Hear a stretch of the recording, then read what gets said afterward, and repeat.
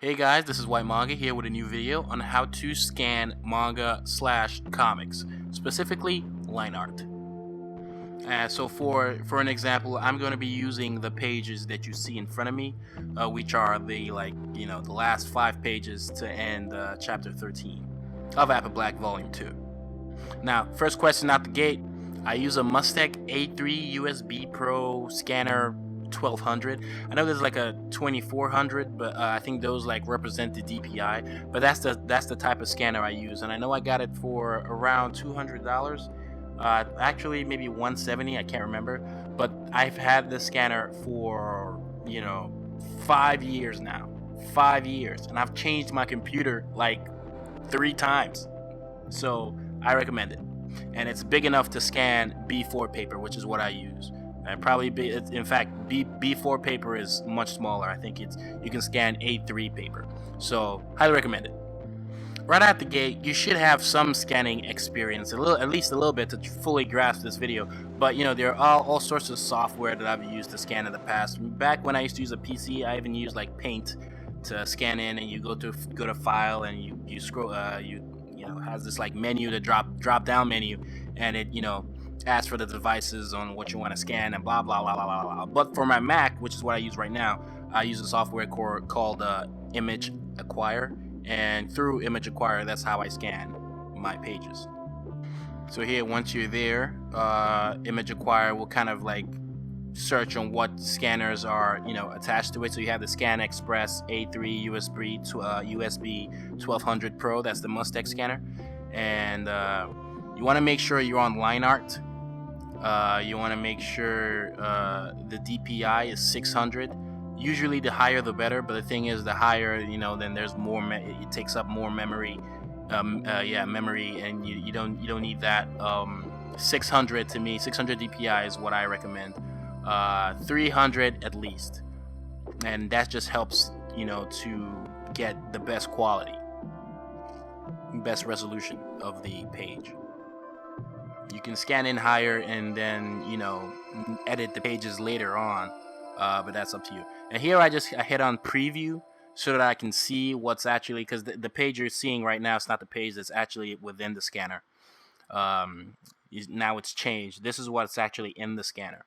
And then you would adjust what part of it you actually want to scan. The part of the whatever you want to scan, whatever the preview is showing, you can adjust. It's almost like a lasso tool to adjust to what you actually want to scan. Now I want to scan the whole page, and I'm not worried about getting the edges exact. I'll even get more than I need to, because you can always edit the paper or edit the file later on in Paint, in whatever editing software you have. And then I scan. Once I decide on what I want, I scan. Remember, you have that in line art. You don't want to have it on grayscale or black. Sometimes black and white is correct, but you don't want to have it on grayscale or color, because we just want the line art. We want that black, crisp line. And we don't want like a faint black kind of line. And I'll talk more about that in a later scan that I do in this video. And then you have this. You can see that black, the black on the left and at the bottom is just basically the parts that you scanned as well. But again, we can edit that part later. When you try to save, it's just gonna be, when you do line art, it just saves as a JPEG immediately. It gets a little trickier when you save as a color, because it wants to save as a TIFF first. That's like a TIFF file. But once you save as a TIFF, then you can save it as a JPEG. You'll see what I mean in a second. But here, once you have it as you have your line art, you save it, and then you can take that into Manga Studio or Photoshop or whatever you want to do, and finalize your page by adding text or color or whatever you want to do. However you edit your pages, you're free at this point. Now, this is an example of me trying to scan in the same page, but rather than scanning in line art, we're going to scan in grayscale or color. It doesn't matter. We'll scan in as color. Color and grayscale, they're very similar. It's just one is black and white, like grayscale, what it says, and the other one's in color. But what we'll end up doing, if you scan in color or grayscale, you can always kind of edit. You can, let's say you forget to scan in line art and you make a mistake and you scan in color or grayscale. You can always change that afterwards while you edit. So, and that's usually done by increasing the contrast or increasing brightness a little bit. So there are many ways to go about that. In this case, I'm going to scan in color, and then I'll show you guys, what I do to edit it and make it look like I scanned in line arts anyways. Sometimes you purposely want to scan in color. Let's say you have one of those, you have like a traditional drawing and you use Copic markers and stuff like that, and you scan in with color, and you still want the blacks in that particular Copic marker drawing to be like a flat black crisp and everything. So there are ways to go about that, and I'll show you guys in this video as well. So this is how it looks when you scan in color. Right? You can see that the whites aren't really white, the blacks aren't really that black. It's not crisp. It looks kind of dirty because maybe the paper is a little dirty a little bit. So you want to get rid of all of that, right? Unless you actually want your comic to look this way for some kind of aesthetic reason and for some kind of stylistic reason, that's completely up to you. But when you look at like traditional shonen, mainstream shonen manga, or just line art in general in comics, you'd see that the line art itself is usually very crisp. The blacks are flat black, the whites are bright as hell. So here we're gonna you can see I saved as a TIFF because it does that for some reason on my computer. I don't know why, but now I'm gonna save it as a JPEG, which is what I really want, because when you save as a TIFF, the file is larger than it needs to be. So usually I save as a TIFF and I delete it, but then I save as a JPEG right after, and then you can play with it. You can edit it and do whatever you want. Now before I edit it, I'm actually going to scan in a colored page. Well, not a colored page, but a colored drawing. And it's going to be the one marker challenge drawing that I did before. I have a video in the past dealing with it was like a one marker challenge, and the drawing I did for the one marker challenge, that's what I'm going to scan in right now. That's what's currently in the scanner, and we're gonna do a little preview here so that I don't scan it the wrong way or anything. And voila. Right? So then we adjust, the lasso, kind of the little box, to make sure I'm scanning in exactly what I want.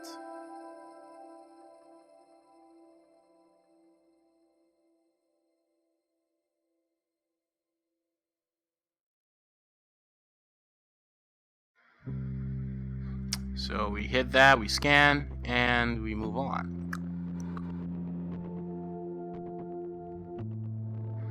So you see like a similar case here, right?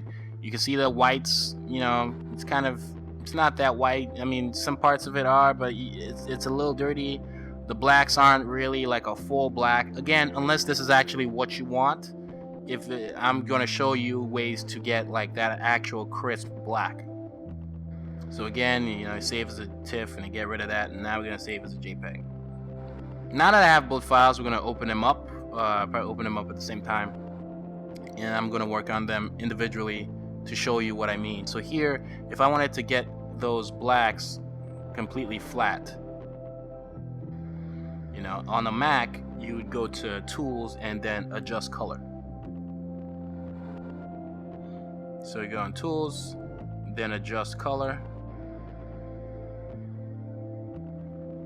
And that pops out, and once that pops out, you want to increase the contrast. Once you increase contrast, it almost lightens up every color on the screen, right? But it makes the blacks black, it makes the whites white, it makes everything more whatever it is.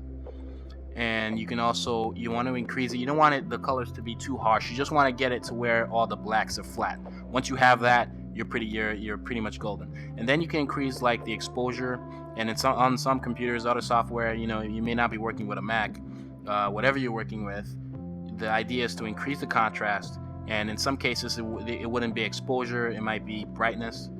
So you want to increase the contrast and brightness until the blacks are like flat black and what you want. You can also, in this case, there's like sharpness at the bottom. You might want to increase that just a little bit. And for here, Same thing here. Once we have that, you know, tools, then adjust color. Here is this little extra where I reduce the saturation to like 0, and at this point is grayscale, right? So it's almost, you can now proceed almost as if you scanned in grayscale and not color. Then at that point, again, you just increase the contrast, and you increase the contrast to where the whites are like white and the blacks are like flat black. You want that crisp feel. If you read traditional mainstream manga, you know what I'm talking about. You can also increase the sharpness at the bottom, but most softwares, they have like brightness and contrast, and you can do those. And either you want to, there might even be some options where you can just literally change the drawing to grayscale. But in this case, there's like saturation, and you can, if you reduce the saturation, all the colors go away. If you increase the saturation, then you get more colors than you actually need. Now this is the actual scan in on the left, and the final piece on the right. And this is the 1 marker challenge drawing, how it looks after I've scanned it in and made the blacks flat black. So that's that. I hope you guys enjoyed the video. That's pretty much it. Please check out my other videos. Don't forget to like this video, leave a comment, subscribe. Those help a great deal. And yeah, it's been swell, guys. It's Whyt Manga, and I'm out.